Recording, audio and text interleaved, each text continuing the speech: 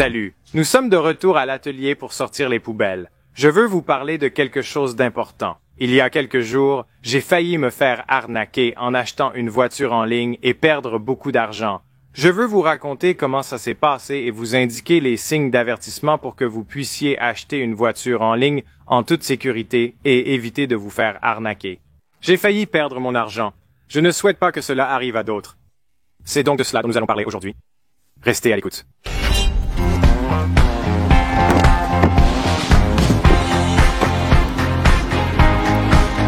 J'aimerais vraiment que Morgan arrête de pleuvoir. Salut Chelsea, où allons-nous?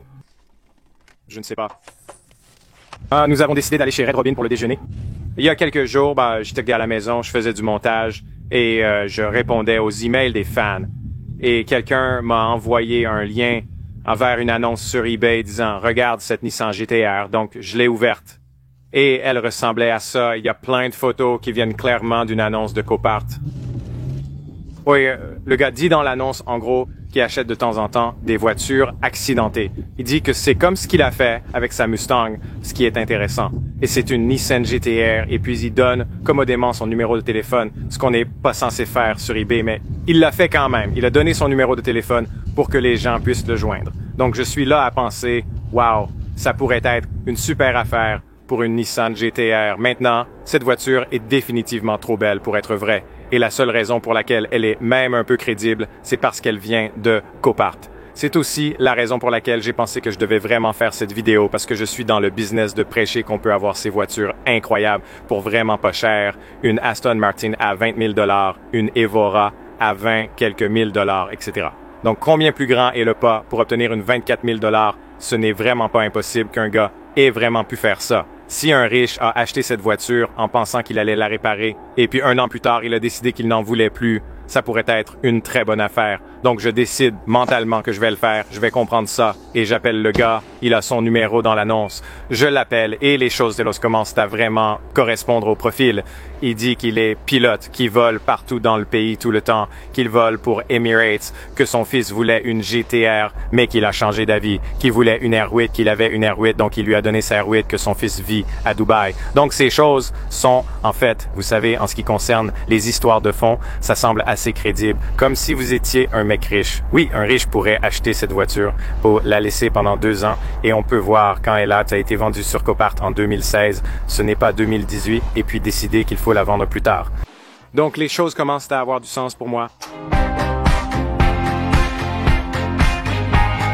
Ce n'était pas Red Robin. Nous sommes maintenant à Ikea. Chelsea est impatiente de faire des achats. Donc, pour continuer l'histoire, ce gars commence à me sembler un peu crédible. Et je me dis, d'accord, je vais t'acheter la voiture. Pendant que je parlais au gars au téléphone, j'ai continué et acheté l'article sur eBay.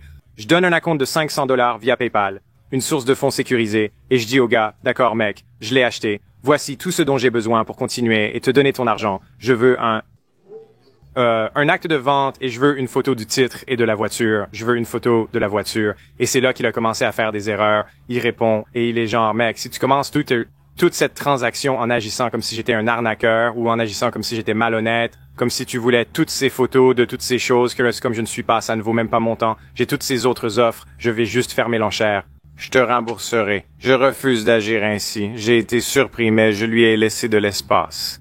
J'ai simplement dit, OK mec, t'as ton argent, t'as ton acompte via eBay, via le site web. Je t'ai versé ton acompte de 500 $ comme convenu. Le solde suivra dans une semaine. Comment aimerais-tu le faire?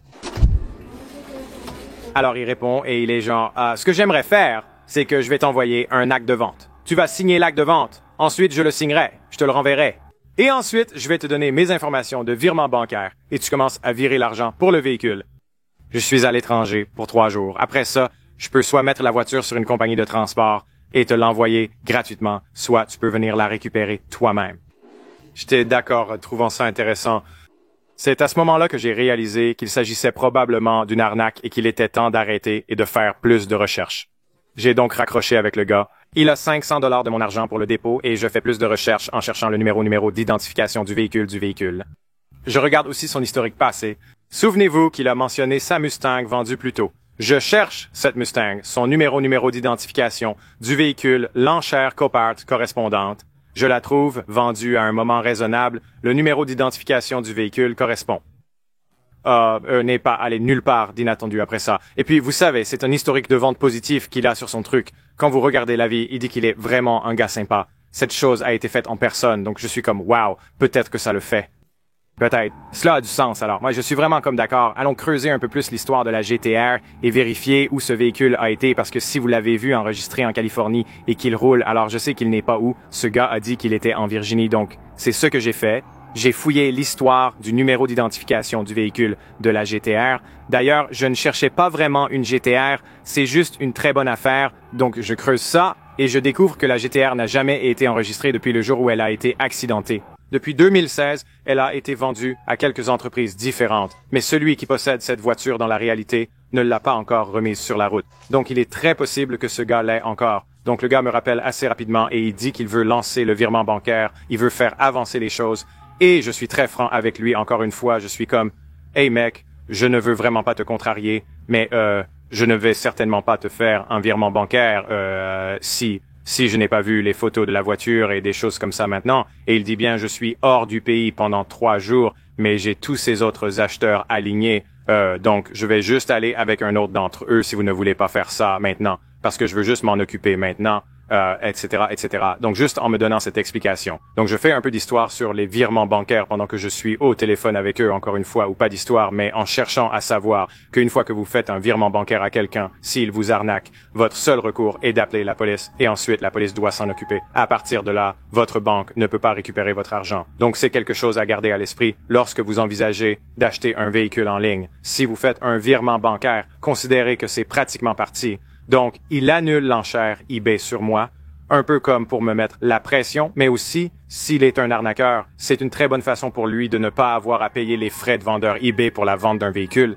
surtout s'il ne l'a pas et ne vendra probablement pas le véhicule. C'est aussi une façon de me mettre la pression pour lui envoyer l'argent. Alors j'y ai réfléchi un peu et je me suis dit, bon, je pourrais juste envoyer un peu d'argent à ce gars, blabla, mais une fois que j'ai appris à propos des virements, il n'y a aucun moyen de récupérer votre argent. Et je me suis dit, je ne vais certainement pas faire ça. Alors, j'ai dit au gars à ce moment-là, écoute, mec, puisque tu ne peux pas obtenir de photos, tu ne peux pas faire venir quelqu'un chez toi pour prendre des photos, tu n'en as pas sur ton téléphone, etc., etc. Ce que je veux faire, c'est que je vais simplement descendre là-bas avec de l'argent liquide et je te donnerai de l'argent pour le véhicule dans 3 jours quand tu seras de retour aux États-Unis. Puis, nous avons eu le refus de, eh bien, je ne veux pas attendre si longtemps. Je vais simplement le vendre à quelqu'un d'autre.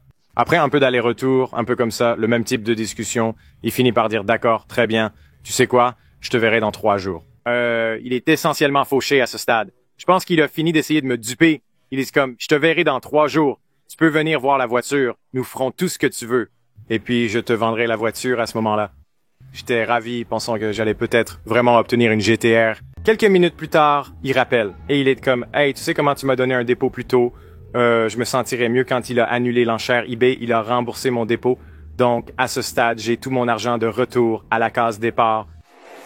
Et puis ce qu'il fait, c'est qu'il dit, tu sais, je me sentirais beaucoup mieux si j'avais un dépôt. Peux-tu m'envoyer un dépôt? Mais je ne veux pas non plus que les frais soient prélevés sur PayPal, donc tu l'envoies via amis et famille.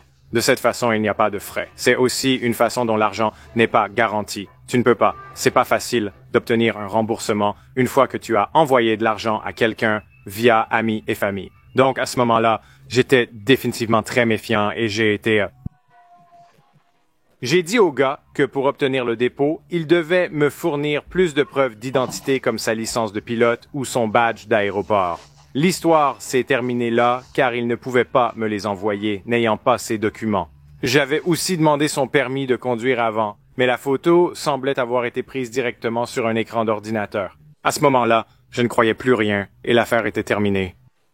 Laissez-moi insister sur le point ici que si ce gars avait juste une photo de la voiture avec lui et aurait fait une facture de vente sur Internet, ce serait une transaction assez standard. Voici comment acheter une voiture en ligne. Vous recevez une facture de vente, rassemblez l'argent, le virez au vendeur, puis allez chercher votre véhicule.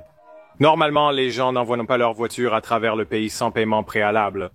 Si vous aviez eu plus d'images ensemble, cela n'aurait pas été si difficile à obtenir. Il m'aurait probablement eu à ce moment-là avec son historique de vente eBay derrière lui. Il a la photo et le numéro d'identification du véhicule correct de la voiture. Tout semble en ordre.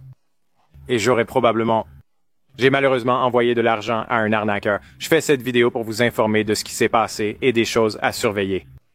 En gros, la façon la plus simple d'expliquer cela est de ne pas envoyer d'argent non garanti à quelqu'un à moins que vous ne voyiez la voiture en personne et que vous soyez juste en face de ce gars.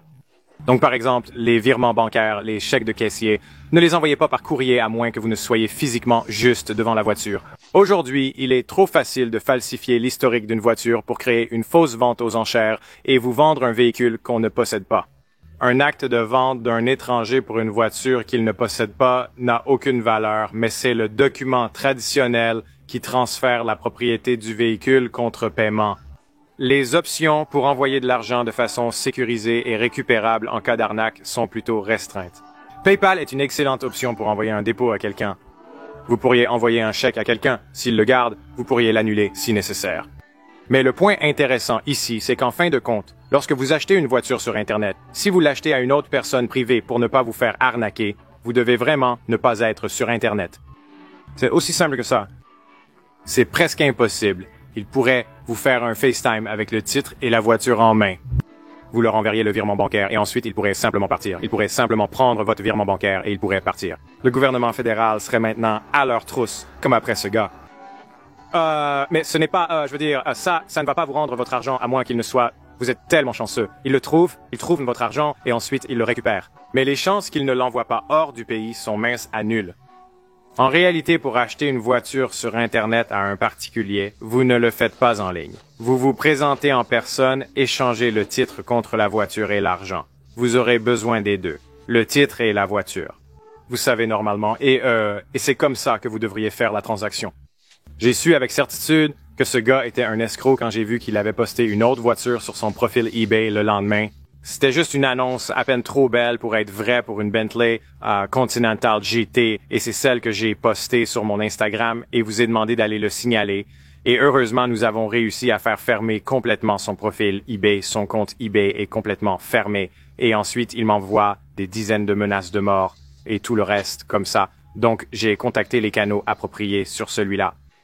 Donc, c'est l'histoire de comment j'ai failli perdre beaucoup d'argent en me faisant arnaquer sur Internet. Et maintenant, vous savez un peu plus à quoi faire attention. Et juste pour récapituler, l'idée est de ne pas envoyer d'argent que vous ne pouvez pas récupérer en cas de fraude. Donc, n'envoyez rien comme un virement bancaire ou quoi que ce soit d'autre comme ça, à moins que vous ne soyez au point où vous êtes juste en face du gars et que vous avez un titre et un véhicule. Un acte de vente ne signifie rien. Vous ne pouvez pas savoir si la personne est le vrai propriétaire de la voiture. Il est donc prudent d'appeler la division motorisée des véhicules pour s'en assurer. Vérifiez que le vendeur possède réellement la voiture, surtout si le nom sur le permis ne correspond pas au titre. Voilà ce qu'il faut chercher. Si vous êtes à la recherche d'un joyau, je suis toujours à l'affût. Voici comment vous les obtenez. J'ai eu beaucoup de chance de trouver des offres incroyables de deux manières différentes. L'une est le bouche à oreille, par l'intermédiaire d'un ami, par exemple avec la M5. Un ami a écrasé sa voiture, l'assurance voulait la racheter. Il était prêt à me la vendre au même prix que l'assurance voulait la racheter. C'est normalement une très très bonne affaire. Donc c'est une façon. L'autre façon, surtout si vous cherchez une voiture d'épave comme je construis normalement, il suffit de contacter une des entreprises avec lesquelles j'ai déjà collaboré. Ou vous allez à une vente aux enchères automobile active et ces entreprises ont littéralement des centaines de milliers de dossiers d'historiques de ventes réussis dans le passé et des choses comme ça. Vous savez que c'est un endroit sûr pour envoyer votre argent. Ikea était bien. Chelsea n'a pas eu autant de choses qu'elle voulait. J'ai eu plus de choses que je voulais. Vous savez comment ça se passe. Une des principales raisons pour lesquelles je ne pouvais pas être dans le magasin aujourd'hui, à part passer du temps avec Chelsea, c'est que je dois faire mes impôts. Je m'en occupe depuis quelques jours. La date limite approche. Mon dernier rendez-vous est ce soir. Nous devions terminer hier soir, mais nous y étions jusqu'à minuit sans finir. Donc ce soir, j'y retourne pour terminer, mais d'abord une bière.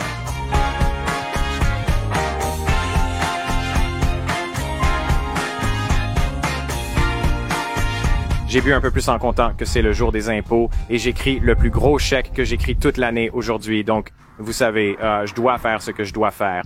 Chelsea ne l'a pas fait cependant. Elle est la conductrice désignée. Vous le soulignez dans chaque vidéo. Oh, j'ai marché dans une énorme flaque d'eau. Zut. Nous sommes en route pour le lieu des impôts maintenant. Je vais vous faire savoir comment ça se passe. Je pourrais trop partager, mais je vous ferai savoir comment ça se passe. De retour à la maison, je viens de terminer ma réunion d'impôts et il est environ 11 heures du soir. mais nous nous sommes glissés sous le radar. J'ai fait mes impôts juste avant la date limite et ils étaient un peu plus que ce à quoi je m'attendais. Donc c'est bien que je n'ai pas acheté une GTR, mais nous ne sommes pas totalement fauchés. Je dirais que c'est une victoire. C'est la conclusion pour aujourd'hui. Les gars, qu'on se voit demain. De retour à l'atelier, je vais retirer la suspension arrière, la transmission et tout ça de la coque, puis la déplacer dans l'atelier pour préparer notre châssis. Le châssis tubulaire arrive mardi. Je suis très enthousiaste et ai hâte de vous voir. Pour nous soutenir, rendez-vous sur biz4build.com. Suivez-nous également sur Instagram ou B is4build. Je vous verrai les gars demain.